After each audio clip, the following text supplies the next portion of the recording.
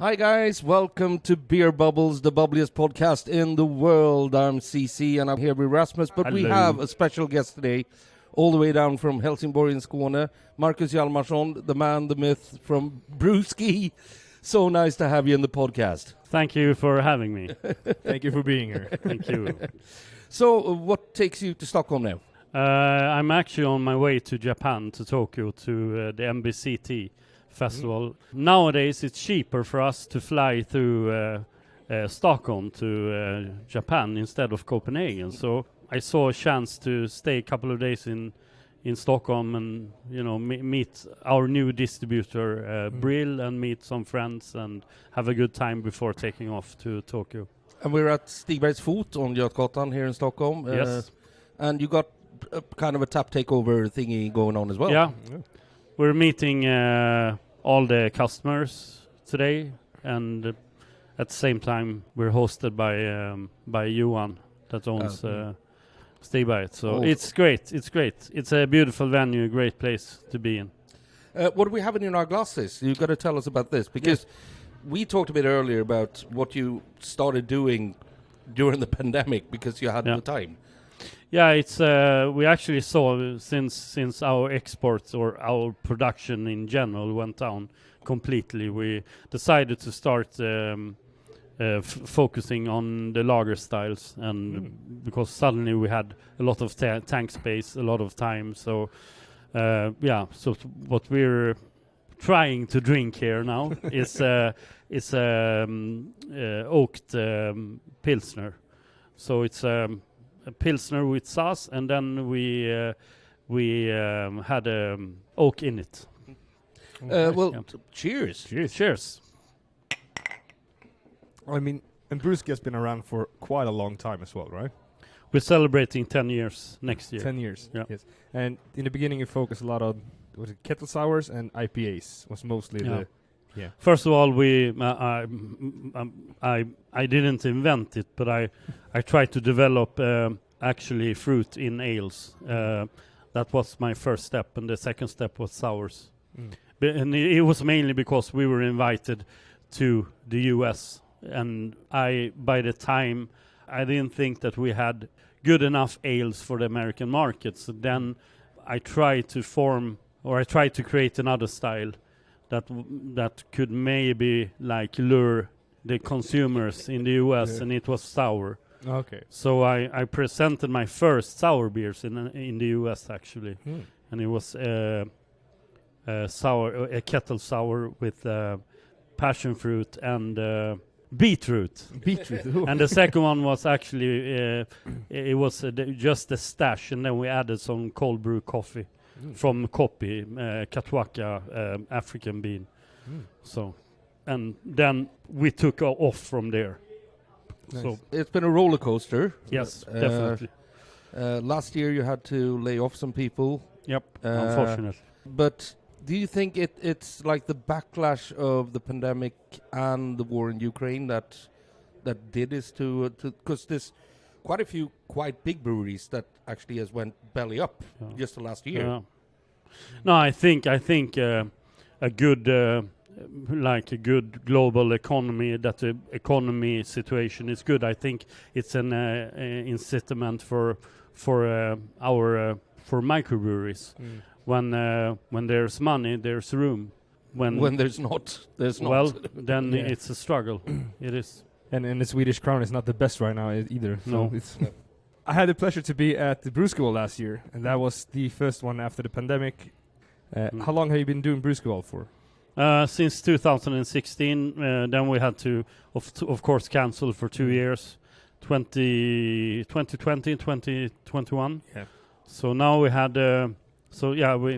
Last year was the 5th festival, and this was the 6th festival. 120 breweries this year. 114. 14.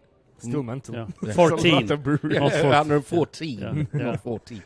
But it was a bit too many breweries. So until next year, we're gonna scale it down to maybe. I'm actually thinking about between 50 and 75 breweries. So you heard it here first. There's gonna be a brew school next year. There's Yes. gonna be a Yeah, Brewski the last yes. one. Yes. The last We'll one. see, yeah, we'll see. The thing is always that say it's gonna be the last one. but now it's like we had to let 5 guys go from the brewery. It's like 35% of the whole production team or the whole team, and like planning and running a festival. It's insane to do it with to make it happen with such a few guys around. You know, we had one general before. She was more or less focusing on the festival the whole year. It's impossible for any of us to do that now. So this is we're just trying. It's just realistic to not continue. It's unrealistic to continue. So we continue. We will do it one more year, and then I think we're gonna do something similar, but in a different shape. Okay. You know, Yeah. somebody else has to do the shit now. You'll Somebody have to else. ask some Yeah, of the brewers actually- to help out. yeah, but you know, it's like we have a lot of great breweries. They have great. They still have a great, great sales and everything. Maybe it's time for them to Help you guys out a bit. Yeah, or at least form a festival. You know, Yeah, definitely. it's not unique. To Maybe do it together with all the breweries in the area. that would maybe be something. Do a Because collective you have festival. quite a lot of nice breweries down in your area. Yeah, a they're few okay. at least. Yeah. Too many chefs can also be a problem. Oh yeah. Like, That's true. I don't know what to say, but I think it's like we have MBCC. It's a great festival in our area. It's once every year, and it's amazing. And these guys, they have muscles. They know how to do it. They've been doing it for like 12, 13, 14 years. Something like that. I remember when I was there the first time, and it's over a decade ago. But it's not even close to being as nice as your festival. Yeah, but but I consider MBCC as the best festival in the world. Maybe we're among the top 20 of the year in the world, or 40 or something. But to me, I must say, to me, that is humble and nice, but not true. Because to me, I've been to quite a few festivals, and Great American and Brewski, they are the best. I haven't been to Thank you Italy, very much. and I've heard a bit about the Italian festivals as well. But we'll make sure we'll be there for the last year to celebrate the Brewski. but actually, it's also one of the best festivals in Europe, or actually in the world. It's actually Eurohop in Rome. It's crazy and it's amazing. But it doesn't have the brewers karaoke. Nope. Next year you have to sing. You have to come down there, have a beer, and sing a song.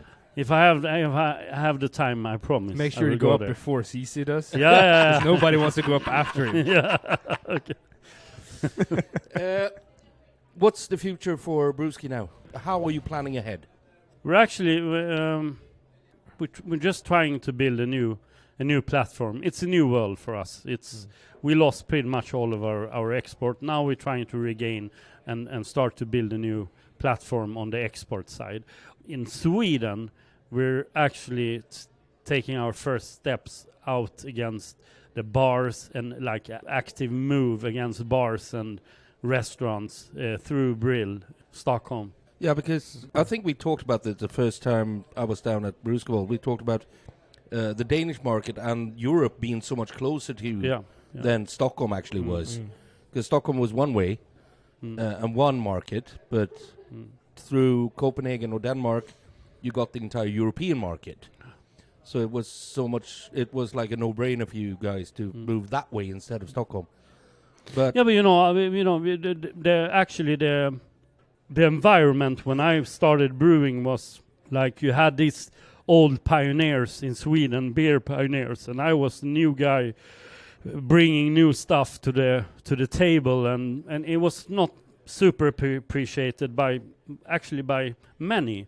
They thought that it was a joke, and I couldn't like brew the original, the standard, the old styles, and for me it was more like it was a move that Brewski needed by the time, because in going on export, it was something new we were actually one of the first breweries being exported in Europe in a very, very long time. And it's really hard to export a lager to Germany, so to speak. Yeah, exactly. I wonder why. So it was a natural move to actually focus on the export market, because this country, Sweden, has a lot of knowledge when it comes to beer, and this was something completely new. And I found an easier way, I believe, exporting my beers. So it was kind of a business move to find a niche that was yours instead of someone else's. And then actually spread out the volumes. So what's your favorite beer from the brewery right now? Is it the one we're drinking? Or? Yeah, it's one of them. Of course, it's like we have a lager project nowadays, and it's pretty much the only thing I'm drinking myself. I love the dryness of it. It's really dry. I expected to get a Pilsner Curl when I got the glass and I tasted it. I'm like, this is not Pilsner Curl. No, this is more really nice. like Northern German style with like really dry. Brings you back. Nice beer. I think I'll have another one afterwards, because this is just up my alley. And as I said to loads of people, once every 30 years I'm trendy when it comes to beers, because I drink like milds, classic British ales and lagers. I do try everything else, and I do appreciate everything else, but when I'm just going to have a beer, this is kind of my go-to. Of course. Yeah, you don't want to drink like 10 kettle sours in a row. That's It's impossible. well, it's possible, but your stomach's going to feel that afterwards. All that sourness. That's my first experience of Mikkeller beer celebration that they have in Copenhagen. I flew in from the US, landed in Stockholm, had a guy who came and picked up our bags with new bags, so we flew straight to Copenhagen, straight down to the festival, and it was like the last half hour of the first day. And the entire mess hall smelled like beer farts, because everyone's been drinking sour beers all day and walking around farting. What a great smell. No, we were there for about half an hour, and then we came back early the next day. And we went to Fermentor and had a few beers instead. It's a beautiful bar. One of my absolute favorites in Copenhagen. You're here in Stockholm for how many days now? I'm taking off tomorrow. You're leaving tomorrow? Yeah. In the morning, yeah. Japan. Yes. Is that the new biggest market when it comes to innovative beers? Or I believe so. I believe it's like, I think Japan is the trendy country in the East, and in Asia everybody looks at what the Japanese are doing and so on. They're like super trendy. They're like super into beer. It's an old beer nation. They have like the old German traditions, but also very curious consumers. And so for us it was a match made in heaven, because they like, when my importer came to me in Sweden and said, like, we want your beers in Japan, we want you to develop like something super Swedish. And we figured out that if we make like a series of fika, like with pies and buns and stuff, and we make it in a liquid form of it, and then perhaps it will work out. And now outside the Nordic region, it's the biggest export country we have. with the triple berry pie and the pineapple pie. Yeah. We started with a pie series with 4 or 5 different pie beers. And you did them in 3.5s as well, because I remember down in Gamla Stan when we were allowed to open again after we closed, if we didn't sell strong alcohol. We had a few nights where we sold 3.5s, and it went like crazy. When we were into Japan, you had 2 Japanese breweries at Brewski. 4. Because we spoke to Mino Beer, the first microbrewery in Japan, according to them. Yes. It was one of the weirdest interviews I've ever made, because their English is sketchy in but they had some fantastic beers. Yes, they're like you can compare them with the Opigals. Like they've been on the scene over there forever, like since early 90s, I believe. It's 3 sisters actually took over, or their father he decided to open a brewery, and shortly after he passed away, and they took over the brewery, and I think they're an amazing brewery and make such amazing beers. And really nice people as well. The they're little I beautiful. understood of what they said. But they were there this year. They were there this Yes, year. yes. I missed them. And I met them first time 2019, and like we got along super well, and we actually made a collaboration last time I was there, and spent time in. They're located outside Osaka in a suburb called Mino, and it's a beautiful place, beautiful brewery, and they are like so amazing people. Japanese people are like super amazing. Japan is an amazing country. You have to go there, and you have to see it to understand it. It's amazing. I must say, I found it weird though, because I tried to read up on the brewery bit before the interview. No homepage, a Facebook page that was like, it's the beer bar, not the brewery. The Instagram page, not that big either. But when I spoke to everyone who's ever tried any Japanese micros, they're like, "This is the shit. Yeah. This is the one." So I found that really weird that they don't market anything outside They don't have the brewery. to. They don't have to. They make excellent beer. The whole Japan, they are known all over as being the best beer makers. Now recently, it popped up a lot of breweries just the past couple of years. I remember when I went there the first time, you maybe had a handful of good breweries in Japan by the time, and it's only 4 or 5 years ago. Nowadays you have like a pile of breweries popping up from nowhere, making amazing beers. Like Uchu, you had this is a super new brewery, crazy people behind it, and they're making amazing beers. One of the best IPAs I had last year was from this brewery. So I think they're like Mino. They are both pioneers, but they're also like nowadays, since they started to like, because you have to realize they are a brewery in a big metropolitan area with 20 million people living there. So when they started, I think they were not making enough beer for their community, you know, so they never came out. But since when they decided, I believe, to go to Tokyo and go to other cities, then they started actually a beer like they made a mark. Yeah, and they started to influence the home brewers to like try to make better beers. How much volume do they make? They make a lot, I believe, a couple of million liters a year. Sounds maybe like a lot. I think it's the same size. They are in the same size as Opigårds, I believe, in volume. But that's very big for a microbrewery. Well, in Sweden it is. Yeah, in Sweden. But if you got 20 million people living next door to you, it's nothing. It's a quarter of a pint per person. But but they are of great influence on the whole Japanese brewing environment. You know, they have a big part in the past years boom over there. I've got to ask you, Mickler's got a beer bar in Tokyo now. Omnipollo's got a beer bar. Yep. Are you going to open a beer bar in Japan? I don't know. It's a dream. You should see his smile. You should see his smile right now. He's been thinking about it. He's been thinking about it. We might go there one day. We'll see.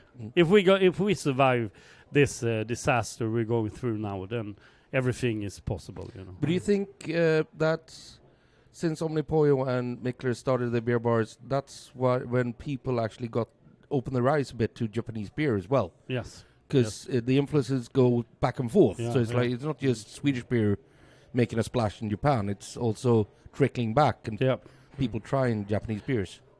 Yeah, definitely. And then also like the Japanese brewers, they're starting to get interested in foreign brews, and they're really like me. When I met them the first time, they didn't understood the impact they could do in the Western world, you know. And now they're actually quite open to send their beers overseas or send them over to Europe and the US. So. One of the sisters told me like that they really wanted to have a presence in Europe and mainly in Sweden because. Yeah.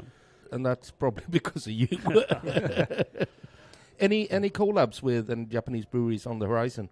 Yeah, we're doing a collab with Uchu Brewing, and then I started to talk to Mino about making one, but I will be in Osaka for only 2 days, so we'll see. hopefully we can make something with them. Any American brewers? Oh, you got Equilibrium collab with Other half. Other half, Yeah. sorry. Other half. I just made a collab with Monkish from Oh, cool. California.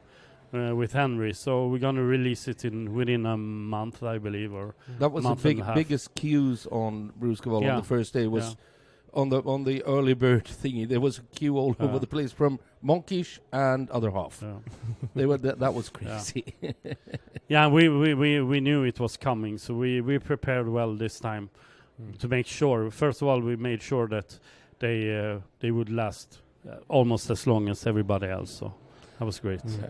To me, it was good because then I could go next door and try some cool stuff that I haven't tried before from different breweries that were standing right next to them. Going like, oh well, when are they coming? So, and the thing is, that's normally the thing at most festivals and Brewski for sure. Brewski, people go to the coolest places first, then they start to explore. Yeah. And I think you had some really interesting breweries at Brewski this summer. What was the name of the Slovenian brewery with the Mexican guy? The Garden Brewery from Croatia. Croatia, Yeah. that was fantastic. Beautiful stuff. beers, amazing beers. They're great. And also the meads from Bee Nectar and beautiful as always. and you got Alvin in as well. Yeah, they're good. That's really cool. Really Yeah, good, really good. Should I ask the... Yeah, let's. You've heard the question before, I think, but this is the only tough question we're ever going to ask you, or in this podcast, anyhow. So, Rasmus, take it away. You're about to die right now, but you can have one more beer wherever you want. What are you having? I would say actually an IPA. I'm not a big IPA drinker, but the last beer, and I was taken with storm. I was blown away with this beer. Dan Burke, he brought it to me because I've been on him for months to get me this beer, but he it's super difficult to get. And it's a brewery in New Jersey called Tune Brewery, and it's one of their IPAs, or all of their IPAs are amazing. So I would say double IPA from Tune Brewery in New Jersey. I don't know the names of the beers, but it could be any from Tune Brewery because it's amazing. At the same time, if I had two, I would say their collab with Omnipollo. They had their release at Brewski. I don't remember the name of 3 something. It was amazing too. All right. So, Marcus, thank you very much for being a part of the podcast. And now Brill wants you to come back and mingle. Yeah, David just came and thank you for get having him back me. here. Thank you very much. And you. cheers again. Cheers.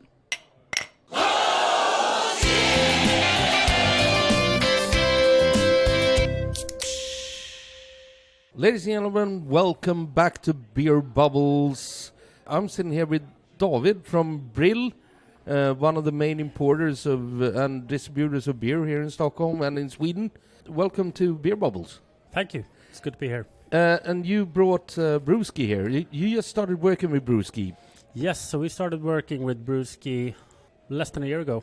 It's been on our radar for quite a while, and we've been talking back and forth. They tried a few things out, but I think we finally came to the conclusion that this is a perfect fit for both of us. And Marcus is just such a great guy to deal with as well. So Yes, and he is also one of the legends of craft beer in Sweden, one of the forerunners. Maybe not like Nynäshamn and Närke, but almost like in that second generation of.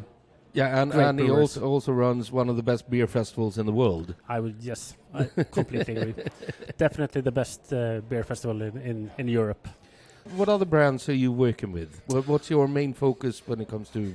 Well, of course we try to focus on all of our brands, but the biggest ones in Sweden are of course Tual from Denmark. We have Lervig from Norway. We have Dugges from Gothenburg that we worked with for a really long time.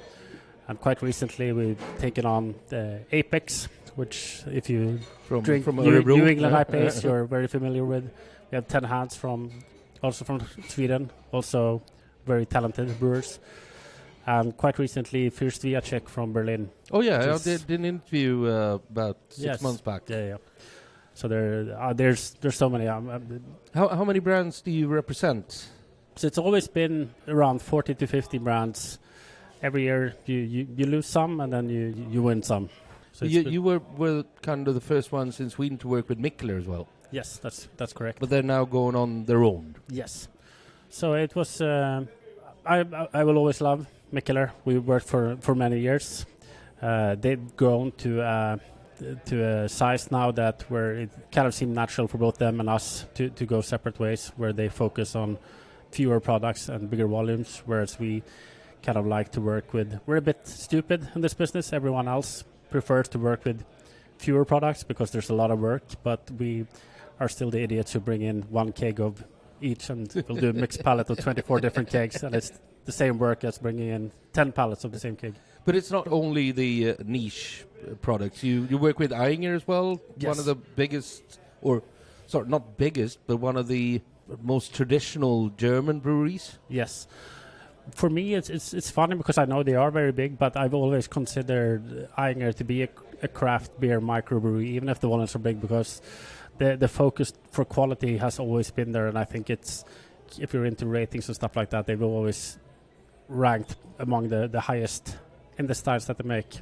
Bayerisch Pils is by far my favorite Pilsner. Tell us a bit about Brill, about the company.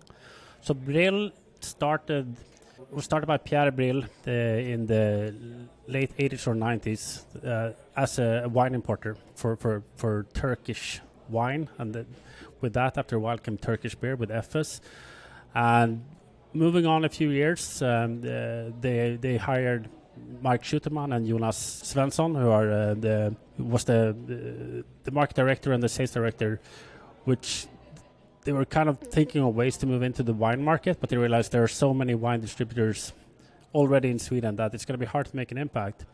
And then they said, well, there's not that many people or many companies that are working with craft beer. So they started looking around and said, hey, how about we try to get the best brewery in every country and see what we can do with that. And Mikkeler, of course, was one of the first ones they had a meeting with, and kind of moved on from there. And your background, how did you end up in this? So I've been working with craft beer for at least 10 years, maybe it's 15 years.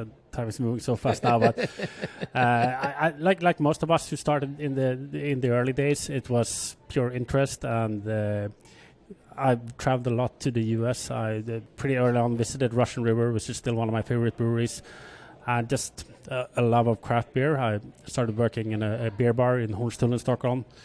After a while, I was lucky enough to get to manage the beer assortment there, and I think at the time we had somewhere around 150 different varieties, and we ended up buying most of the beer from Brill. And one beer festival, they just asked, could you jump in and help us, and stayed since then.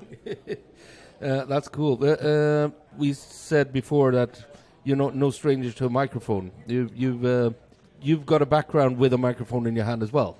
Well, yeah, I've done like most kids from the 90s. It was either sports or punk rock. So I've done my fair share of DIY touring through Europe and sleeping in horrible cellars and getting paid in homemade wine and other monstrosities. What do you think of the beer scene in Sweden right now? Because I started out about 25, 26 years ago working with beer properly. And what kind of development have you seen? And especially the last years, it's been really special. I'm very proud of the Swedish beer scene. I think it's fantastic, the development we had for a long while. I think Sweden was one of the leading countries in Europe, maybe not always for producing, but for as a modern craft consumers. We were, for many of our breweries, we were the number one market for many, many years before scenes like the UK caught on. There are a lot of more brewers now. I think when I started, there were about 40 craft breweries in Sweden. Last number I heard is that we're in the excess of 500 or something like that. Just below 500 now. There's a few who's disappeared during the pandemic, but just below 500, I think. I think the main difference now compared to then is just the overall quality is so much better. Back in the days, we were happy if it was craft brew. There was so much you could get away with maybe not always good tasting beer. If it doesn't taste good, more hops. Yeah. But no, I think the overall quality is so good. So, and I also, when we bring in new products, it's not always anymore about the product itself, because there's so many brewers that can make a good beer. The ones that have a chance to make it now, I think, are the ones who can package the whole product. They have a good story. You can tell they have a passion about what they are doing, and also a bit of a business mind. Yes. I always said you can make the best beer in the world, but if no one knows it, you're not going to sell it. I would probably say to most home brewers that are really good at making beer, if that is your hobby, stick with that. If you want to invest everything you have into opening a brewery right now, you should have a really good plan for it. I spoke to Richard at Bibliotek once. I did a podcast about going from home brewer to starting a brewery. And I asked Richard from Bibliotek, any advice? And he said, don't. There's something there. But then again, of course, I mean, I hope there's going to be a good influx of new and exciting breweries. But I think you have to have a really good idea. You have to make sure that whatever you do, try to make the best version of that is possible. And maybe you don't have to be the biggest brewery in the world. Maybe you can cater to your small community, or maybe Sweden is enough for a market. But I've always liked the philosophy of Russian River, where they've always said that their goal has always been to grow organically. The local market, for a long while, they refused to sell their beer anywhere outside of Northern California. And they've kind of grown into a market that fits them. Yeah, and they got some iconic beers that people actually travel to get. Yes. People queue outside for the younger every year. Yeah. I still consider Blind Pig is my favorite IPA. Oh, yeah. People talk about Pliny the Elder, and which it's a fantastic beer. Yes, of course. But when I was in San Diego, I got fresh Blind Pig at the Coronado bar, and I think it was 3 days old or something. And I just stuck to that all night because why try something else? West Coast style. Classic Southern West Coast style. Because nowadays, I want to talk about this a bit. Loads of brewers, because the haze craze in Sweden it's slowing down a little bit. It's not going like a freight train anymore. It's still selling like crazy, but people are actually going back to drinking old style American IPAs again. But there's two different styles of West Coast. We're talking about the piney ones from Colorado, Oregon, and we're talking about the citrusy ones from California, mainly. Yes. And to me, those piney ones has always been more East Coast. Yeah. That's how it used to be. Yeah. So it's kind of weird. East Coast now IPA. East Coast now. For me, East Coast used to be everything east of Washington. So for me, like even the Colorado beers used to be East Coast back in the days. But I guess now East Coast, you kind of think of all the hazy stuff from New England. New England, yeah. Well, we had a chat with Marcus from Brewski today about that no one has still not really nailed that kind of classic California West Coast IPA. I'm thinking like maybe AleSmith or Green Flash or Alpine. Or Ballast Point or Old Stone IPA. And so I'm looking forward to trying the first Swedish West Coast IPA that really nails that. Yeah, so do I, actually, because that is my style. David, I know you're working today. Yep. You got to get back to your customers. Yes. You got to make some business out here as well. But I've got one question for you, and that is probably the toughest question for anyone in the beer business. So the only tough question in the podcast today is going to be, you are going to die today, but you can have one more beer. Which one would it be? I think I just said it. It's going to be Blind Pig. It is. All the time, yes.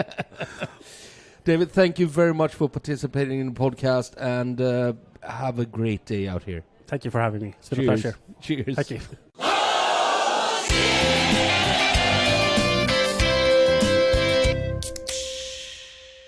Ladies and gentlemen, welcome back to Beer Bubbles, the bubbliest podcast in the world. I'm sitting here with, I'm sitting at Stigbergets Fot because Brewski and Marcus is here, and I'm sitting here with Johan Thor. Welcome. Hang on. Have to turn the microphone on as well. We were trying to do this under the Voldemort period, but since things happen, now is the right time. But very happy to have you here in our little secret hobby room. Thank you very much. I'm actually sitting at the table that is called CC as well. So, Johan, who are you? I think I'm just a friendly geek trying to figure out what makes people happier and refuel their friendship as beverages, beer is the medium. And just seeing people experience new things that they might like and might not like. And that creates their memories, and then listening to the conclusions of the session. And you are the manager of Stigbergets Fot. Yeah. What's your background? How did you end up in this? I think I was trying to become a lawyer, and then I found out that beer was more interesting and me more. So I was shanghaied into a crew that did beer tours, and after that it evolved silently and slowly into a very tiny beer bar that grew suddenly to be Stigbergets Fot. So I was been into figuring out, listening, and now we have tons of taps. We can do a lot of changes, and this is my laboratory that I do with most people that come here. Explore what is the present and what is the past. What else? This place, what is it? This is a beer bar for Stigbergets Brewery, and we try to explore what is really experimental beers, not so much in traditional sense. So we try to shine when it comes to hazy New England sour taps. We got 5 and have interesting stuff on it, but we don't really have amber style or brown ale or saisons most of the time. But you got some great lagers. Yeah, great lagers we should have. So I think just to the point, we all beer bars do things differently. And if you want to see a shine, you talk about hops or about fruit. Lagers is coming up also. But I had to make a choice. We only got 30 taps. Only. Yeah. For most of the lines, you have the shortest taps in Sweden, I think. Yeah, about half of them is super short, so we can do change without thinking about it. And that was how we built it. That ended up being unpractical, but fucking really worth it. It's okay to swear. You can say. Yeah, okay. yeah. So we got about. It's fucking good. It's fucking good. You got 20 centiliters in the tap. We can clean it. You can change it. When we do tap takeovers, it's easy, and you can really feel the product. So we tried to build it as best knowledge was there, and it's in the way. But beer technology should always take place over being cool. And so easy accessible food. Yeah. Burgers, sandwiches. sandwiches. And we've gone an extra mile, I think, sort of with working with a crew that really loves beer food like I like beer.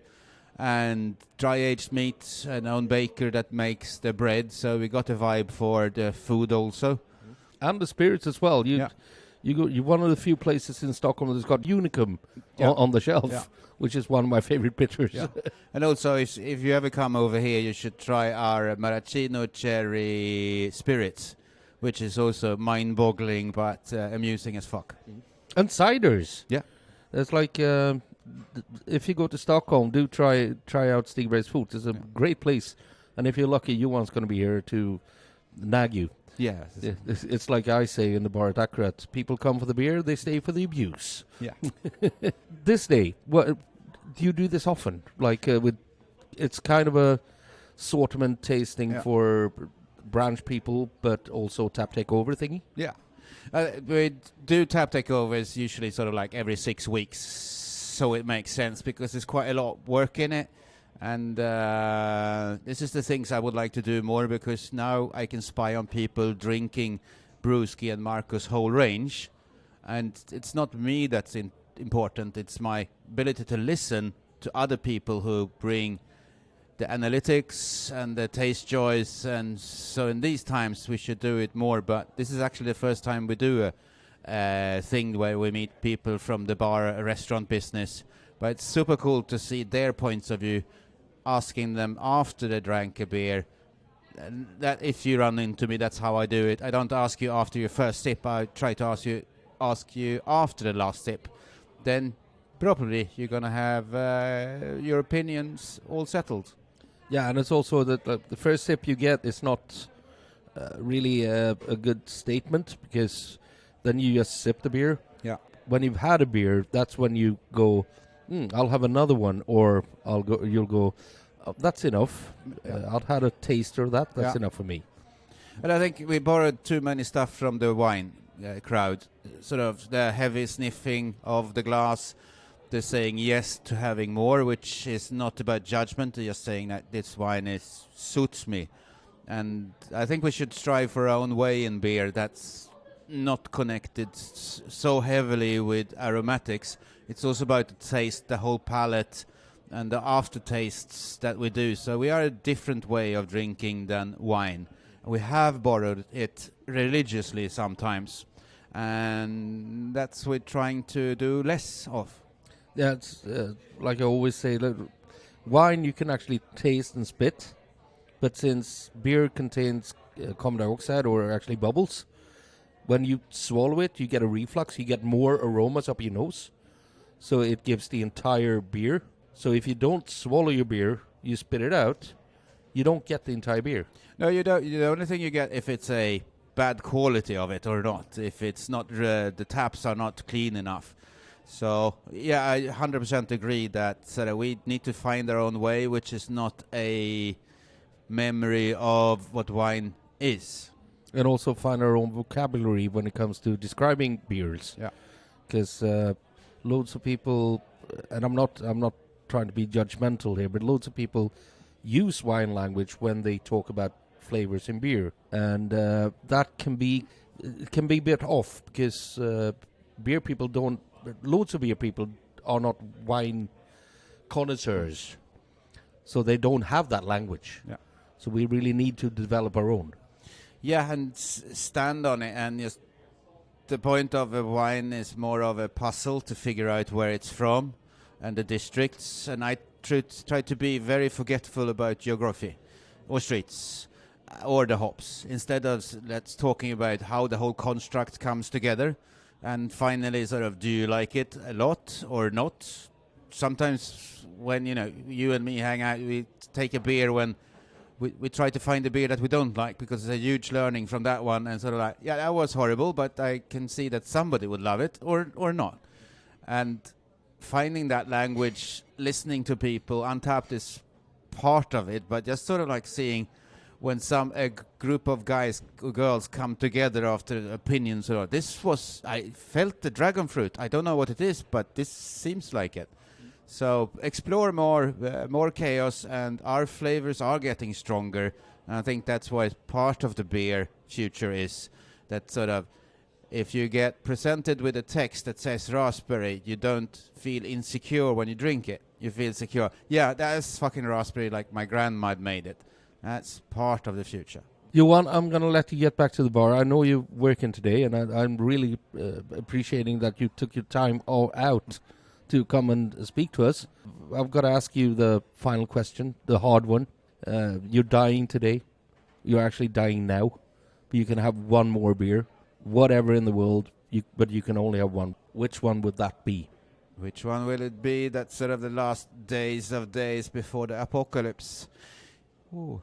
I think I would go to something in the New England hazy style, a triple IPA with huge strengths and the aromatics that makes your nostrils flare, and think, have they gone too far? Because then I will be gone tomorrow, but I know this beer will have a future. Thank you very much, Johan, and have a great day. Same to you. Cheers, man. Cheers.